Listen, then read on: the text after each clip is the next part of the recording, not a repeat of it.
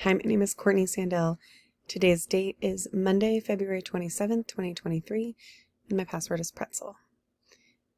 According to benefitsnews.com, the United States ranks worst out of 40 countries in terms of maternity leave. As a mother who has been on maternity leave, I can assure you that this tracks.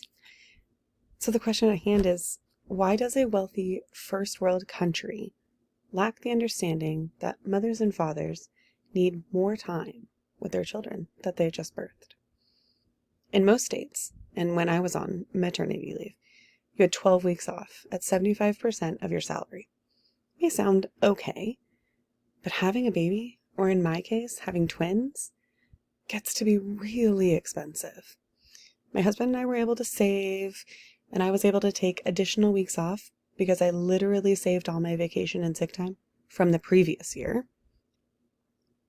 But we also had to buy a new car while I was on maternity leave, which is fine in our case because we had saved and we were ready to make this purchase, but that's not always a purchase you want to make, and especially not always a purchase you want to make when you've made 75% of your normal salary. Other people I've known have had major house appliances break or really expensive things have happened that maybe if you're working wouldn't be such a bummer, but on maternity leave, it could be catastrophic. According to a 2021 article published by the BBC, only 21% of US workers have access to paid paternal leave. And in Europe, the difference is alarming at paid paternal leave being standard. Historically speaking, the International Congress of Working Women in 1919 paved the way for national maternity leave here in the United States and the world. The group lobbied for 12 weeks leave, which went into effect a couple years later, stating that it was just medically necessary. During the first few decades, Europe and many Latin American countries would adopt these practices into law, but the US did not. After World War II, Europe needed to, for lack of better words, repopulate.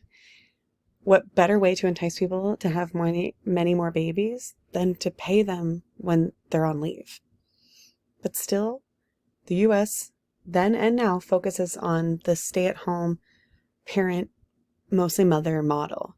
Don't get me wrong, being a stay-at-home parent is probably the most challenging, thankless, and exhausting job anyone could ever have. But the United States still hasn't adopted higher standards for its maternity leave. We saw the stay-at-home moms, stay-at-home parents number raised drastically during the pandemic. According to a recent CNBC article, 1 in 4 women had left jobs to be a stay-at-home mom. A number of my friends quit working because it was just too much. Lots of childcare facilities would close for weeks on end or just plain close during the pandemic, leaving people, and let's face it, mostly moms, left holding all these pieces. Having to juggle childcare and a career can sometimes just get to be too much. Speaking of the stay-at-home mom system, sometimes it's out of sheer necessity. With the ever-rising costs of childcare can take one entire person's paycheck, making it not always worth having both parents work. I work at an in-home daycare in a suburb of Seattle, so I know firsthand how much it costs to keep your children in childcare.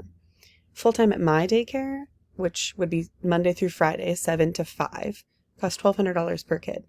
And mind you, that is just childcare. We're not a preschool.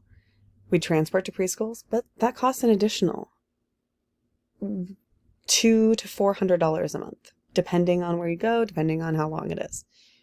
A 2019 Pew article put the US dead last on a scale of, this one was 41 countries with paid family leave. Estonia tops the charts at an astounding 86 weeks off.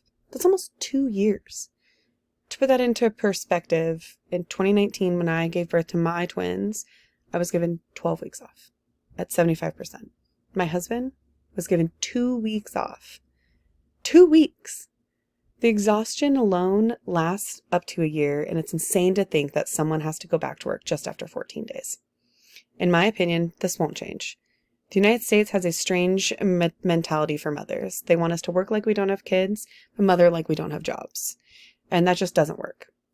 But maybe somebody will come along that'll change that. So I urge you to vote for the people who want to better this parent-work balance, not just sweep it under the rug. Thank you.